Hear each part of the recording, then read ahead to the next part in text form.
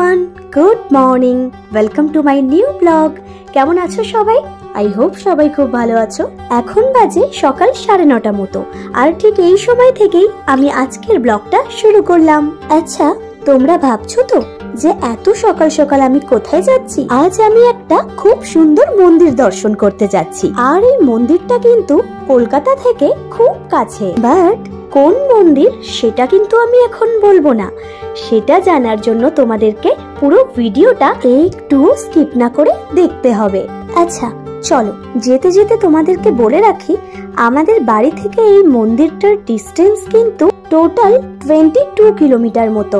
আর তাই আমরা সকাল সকাল বাড়ি থেকে রওনা দিয়ে দিয়েছি আমাদের ডেস্টিনেশনের জন্য। বিকজ যেতে কিন্তু অলমোস্ট 1 আওয়ারের বেশি সময় লেগে যাবে। আর আজকে আমি আমার এই ব্লগের মাধ্যমে তোমাদেরকে অনেক ইনফরমেশন দেব, তাই ভিডিওটা কিন্তু সম্পূর্ণ দেখতে হবে, একটুও স্কিপ করো না। আর জানো তো, আমাদের কলকাতার এত কাছে যে এত সুন্দর একটা মন্দির আছে যা ভাষায় প্রকাশ করা যায় না, তা কিন্তু তোমরা আমার এই ব্লগটা না দেখলে বিশ্বাসই করতে পারবে না। এদিকে দেখো, তোমাদের সাথে কথা বলতে বলতে কিন্তু আমরা পৌঁছে গেলাম আমাদের ডেস্টিনেশনে। আর তোমরা কি চিনতে পারছো যে এটা কোন মন্দির? আমরা এখন গেটের বাইরে দাঁড়িয়ে আছি, আর এই মন্দিরটা কিন্তু একদম হাইওয়ের পাশেই রয়েছে। সো চলো, এই গরমের মধ্যে বাইরে দাঁড়িয়ে না থেকে বরং ভেতরে যাওয়া যাক, আর তোমরাও আমার এই ব্লগের মাধ্যমে মন্দিরটা দর্শন করে নাও। Hello everyone, welcome back to my channel.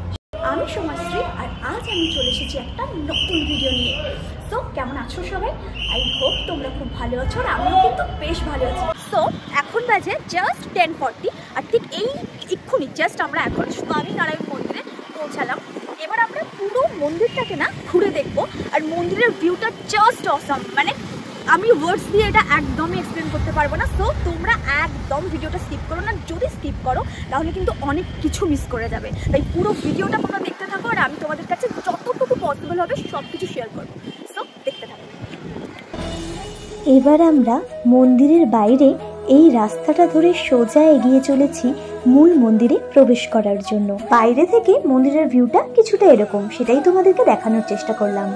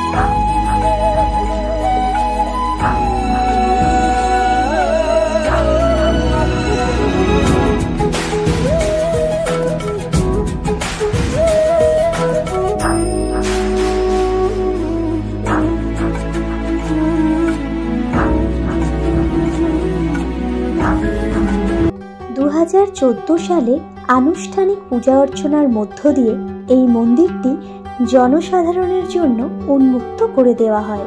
প্রায় 200 একর জমির উপর তৈরি করা হয়েছে এই মন্দিরটি।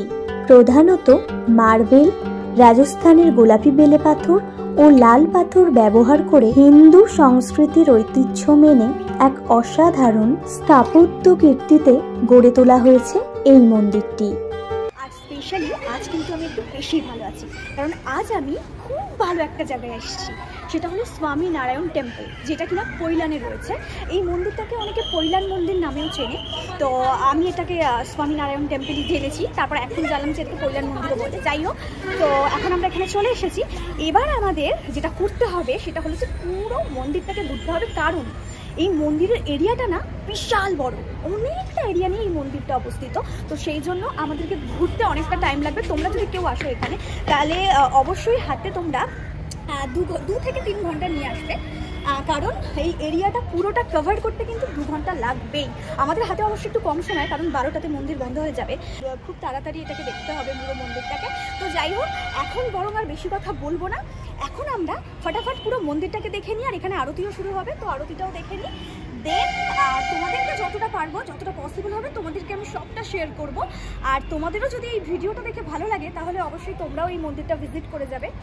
সো আর একদম বেশি কথা না, আমরা ঘুরি আর তোমরা বরং পুরো ভিডিওটা দেখতে থাকো, একদম স্কিপ করো না, আর আমার সঙ্গে থাকো আর আমার চ্যানেলের পাশে থাকো। টাটা।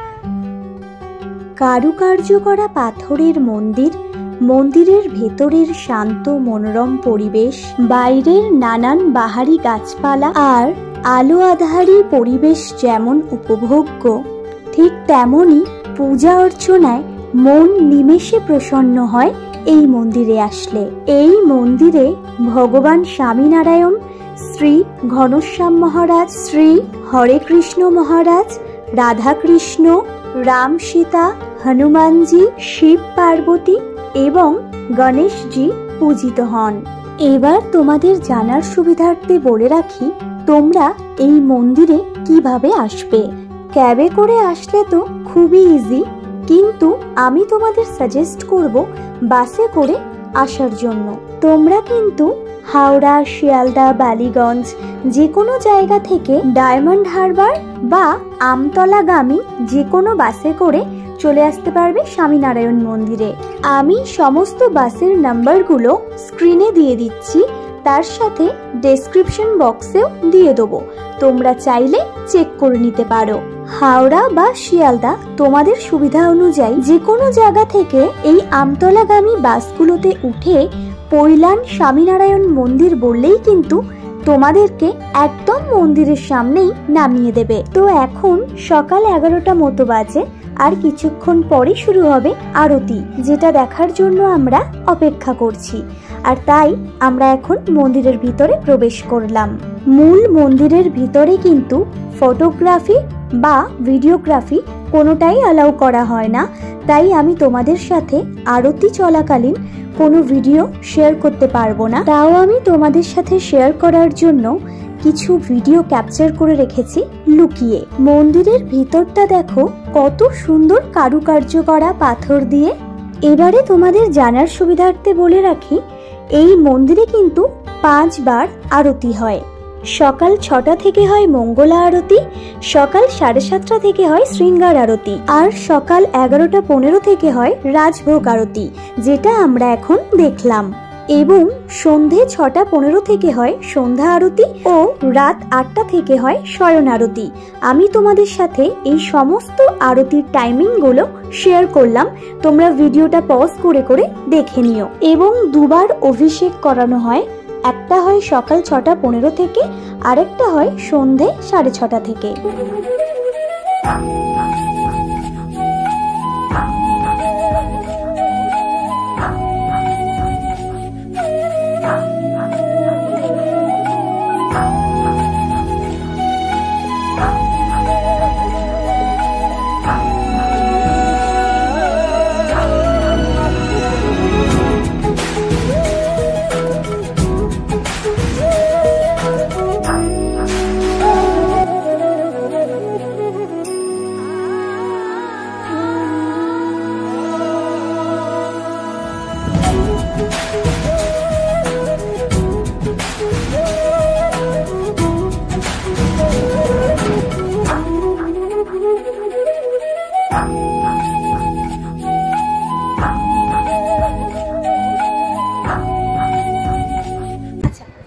ইম্পর্টেন্ট কথা তোমাদের সাথে শেয়ার করে রাখি, সেটা হচ্ছে মন্দিরের টাইমিং।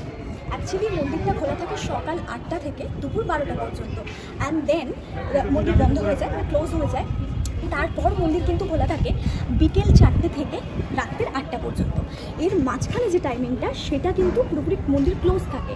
সো যদি তোমরা কেউ আসতে চাও এই মন্দিরে ভিজিট করতে চাও, তাহলে অবশ্যই সকালের টাইমিংটাকে আমি বলবো বেশি ভালো, কারণ আমরা নিজেরাই এসেছি এখানে 10টা নাগাদ মন্দিরে পৌঁছে গেছিলাম। তো তোমরাও যদি কেউ আসতে চাও তাহলে সকালের টাইমিংয়ে আসতে পারো, বা তোমাদের যেটা ইচ্ছা ইভিনিংয়েও আসতে পারো। বাট ফাইনালি এখন বাজে 12টা, পুরো 12টা।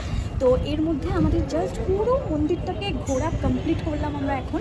আর সবথেকে বেশি ইম্পর্টেন্ট যেটা আমাদের নিজেদের খুব শান্তি লেগেছে সেটা হলো আরতি এখানকার। তো আরতির টাইমিংটা হচ্ছে 11:15। তো আমরা ঠিক সেই সময়তেই ভিতরে ছিলাম, তখন আমরা আরতিটা দেখেছিলাম। এত সুন্দর আরতিটা, স্পেশালি মা আমরা সবাই দেখেছি একসাথে। তো খুব খুব ভালো লেগেছে, পুরো মন ছুঁয়ে গেছে, ভীষণ শান্তি। এখন আমরা যাচ্ছি মন্দির থেকে বেরিয়ে ক্যান্টিনে ব্রেকফাস্ট করার জন্য। তোমাদেরকে বলে রাখি, মন্দিরের এক্সিট গেট দিয়ে বাইরে বেরোলেই তোমরা বাদিকে ক্যান্টিন পেয়ে যাবে। আর এই ক্যান্টিনে তোমরা সমস্ত রকমের ভেজ খাবার পেয়ে যাবে। তবে এখানকার ফেমাস একটা থালি হলো রাজস্থানি থালি। রাজস্থানি থালির মধ্যে তোমরা অনেক রকমের আইটেম পেয়ে যাবে। আর এই একটা রাজস্থানি থালির দাম হচ্ছে 150 টাকা। এছাড়াও তোমরা এখানে নানান রকমের pastry, laddoo, veg samosa, veg pizza, dhokla, coffee, papdi chaat ও নানান রকমের মিষ্টি পেয়ে যাবে। তো আমরা ক্যান্টিনের ভিতরে এসে প্রথমে 1 প্লেট ধোকলা, 1 প্লেট সামোসা আর কফি নিয়ে নিলাম। আর তোমাদেরকে বলে রাখি, এখানকার প্রত্যেকটা খাবারের কোয়ালিটি কিন্তু এক কথায় অসাধারণ। আর প্রাইসগুলো একদম রিজনেবল। আর এই প্লেটের মধ্যে যে 2 রকমের মিষ্টি দেখতে পাচ্ছ তোমরা, এর মধ্যে গোল শেপের মিষ্টিটা হলো চুরমা লাড্ডু। এটি একটি রাজস্থানী মিষ্টি। আর চৌকো শেপের যে মিষ্টিটা দেখতে পাচ্ছ, এটার নাম হলো মোহনথাল। আর এই মোহনথাল হলো গুজরাটের খুব ফেমাস একটা মিষ্টি। আচ্ছা, তোমাদেরকে বলি, এটা যেটা খাচ্ছি এটার নাম হচ্ছে চুরমা। তো এটা খেতে এত সুন্দর, শুধু এটা না, এই একটা আছে, এটা হাফ খেয়ে নিয়েছি, হাফ আছে। এটা হচ্ছে মোহনথাল এটার নাম। জিজ্ঞেস করলাম, ওখান থেকে বললো। তো দুটোই ভীষণ ভালো টেস্ট, মানে এত ভালো টেস্ট, মানে আমি এর আগে কখনো খাইনি, ফার্স্ট টাইম ট্রাই করছি। দুটোই খেতে এত সুন্দর, খুব খুব ভালো, মনটা পুরো ভরে গেল, এত সুন্দর খেতে এখানকার। আর একটা আলাদাই একটা স্মেল, খুব সুন্দর হয় না যে ঠাকুরের খাবার হলে যেমনি হয়, লাইক ওরকম খুব সুন্দর এগুলোর স্মেল বেরোচ্ছে একটা, পুরো ঘিয়ে বানানোটা। তো তোমরা যারা এখানে আসবে অবশ্যই এই মোহনথাল আর চুরমা মাস্ট ট্রাই করবে, দেন তোমরা নিজেরাই সেটা বুঝতে পারবে ঠিক কতটা ভালো খেতে। যেগুলো তোমাদেরকে বললাম, মানে মোহনথাল আর চুরমা, এগুলো কিন্তু রাজস্থানী ডিশ হচ্ছে। তো তোমরা অবশ্যই এখানে আসলে এই রাজস্থানী ডিশ মোহনথাল আর চুরমা মনে রাখবে এই নাম দুটো। আর অবশ্যই এখানে এসে এই খাবার দুটো ট্রাই করবে, ভীষণ ভালো। এখানে একটা ক্যান্টিন আছে অ্যাকচুয়ালি, আমরা ওখানে এসে এখন জাস্ট ব্রেকফাস্ট কমপ্লিট করছি, বিকজ এখন 12:30 বাজে। তো আমরা ব্রেকফাস্ট করার পর এখান থেকে বেরিয়ে যাব বাড়ির উদ্দেশ্যে। তার আগে ব্রেকফাস্টটা সেরে নিচ্ছি। তো আমরা খেলাম কফি ফার্স্ট, সেকেন্ড হলো কী ছিল ওটা মা, যেটা ধোকলা, রাইট? ধোকলা, হ্যাঁ, সেকেন্ড হলো ধোকলা, আর থার্ড হলো এই মোহনথাল, আর তার সাথে ছিল চুরমা, আর হচ্ছে খেলাম সামোসা, ভেজ সামোসা ছিল, কারণ এখানে সবাই ভেজিটেরিয়ান, সব কিছু ভেজই পাওয়া যায়। তো ওইটা খেলাম, দেন আমাদের ব্রেকফাস্ট কমপ্লিট হলো। এখন আমরা বেরোবো। তো চলো, তোমরা অবশ্যই ভিডিওটা দেখে যাও। এবার আমরা বাড়ি যাই। হ্যাঁ, কফিটা খুব সুন্দর ছিল, সেটাই বললাম, কফিটাও খুব ভালো। অবশ্যই তোমরা আসলে এখানে এই সব খাবারগুলো ট্রাই করো, আমি রেকমেন্ড করলাম। তো ব্যাস, আমরা ব্রেকফাস্ট কমপ্লিট করার পর বেরিয়ে পড়লাম বাড়ির উদ্দেশ্যে। এবার তোমাদের জানার সুবিধার্থে বলে রাখি, কেউ যদি এখানে নিজেদের প্রাইভেট কার নিয়ে আসতে চায় তাহলে কিন্তু কোনো অসুবিধা হবে না, কারণ এখানে পার্কিংয়েরও ব্যবস্থা রয়েছে। সো চলো এবার বরং আমি তোমাদের সাথে পার্কিং দরের চার্টটা শেয়ার করি। এখানে বাস পার্কিং করলে 250 টাকা, মিনি বাস 125 টাকা, প্রাইভেট কার 50 টাকা, অটো বা টোটো পার্কিং করলে 30 টাকা, আর মোটর সাইকেল বা বাইক পার্কিং করলে 20 টাকা করে লাগবে। আর তার সাথে দেখো, মন্দির খোলা ও বন্ধের সময়ও কিন্তু এখানে দেওয়া রয়েছে, তোমরা ভিডিওটা পজ করে দেখে নিও। তো এখন প্রায় 1:20 মতো বাজে, আর আমরাও বেরিয়ে পড়লাম। সত্যি আজকের সারা দিনটা কিন্তু ভীষণ ভালো কাটলো, আর খুব সুন্দর করে আমরা এই স্বামীনারায়ণ মন্দিরটাও দর্শন করে নিলাম। আর যতটুকু পসিবল হয়েছে আমি কিন্তু চেষ্টা করেছি তোমাদের সাথে এই মন্দির সম্পর্কিত সমস্ত রকমের তথ্য আমার এই ব্লগের মাধ্যমে শেয়ার করার। আই হোপ এই সমস্ত ইনফরমেশনগুলো তোমাদের অনেকটা কাজে লাগবে আর তোমাদের বুঝতেও কোনো অসুবিধা হবে না। সো তোমরা এখনো পর্যন্ত যারা যারা এই মন্দিরটা ভিজিট করোনি, আমি তাদেরকে সাজেস্ট করব তোমরা অবশ্যই একবার স্বামীনারায়ণ মন্দিরে ভিজিট করো। এই মন্দিরটা সামনে থেকে ঠিক কতটা সুন্দর তা হয়তো এখানে না এলে তোমরা বিশ্বাসই করতে পারবে না। সো ফাইনালি বাড়ি ফিরছি আমরা, অন দ্য ওয়ে, অলমোস্ট চলে এসেছি আর 5 to 10 মিনিটস লাগবে বাড়ি ফিরতে। তো খুব খুব খুব ভালো কাটলো আজকে সারা দিনটা। বাড়ি থেকে বেরিয়েছিলাম সকাল 9টা আর এখন বাজে 2:10 বাজে। এখনো বাড়ি পৌঁছাতে পারিনি। যাই হোক, আমি বাড়ি ফিরে যাবো কয়েক মিনিটের মধ্যেই। সো আর যেটা বলার সেটা হলো যে আজকের ভিডিওটা তোমাদের কেমন লাগলো সেটা অবশ্যই আমাকে কমেন্টে জানাবে। শুধু ভিডিওটা না, তার সাথে যে মন্দিরটা তোমাদেরকে দেখালাম এই মন্দিরটা কেমন লাগলো সেটাও অবশ্যই আমাকে কমেন্টে জানাতে একদম ভুলবে না।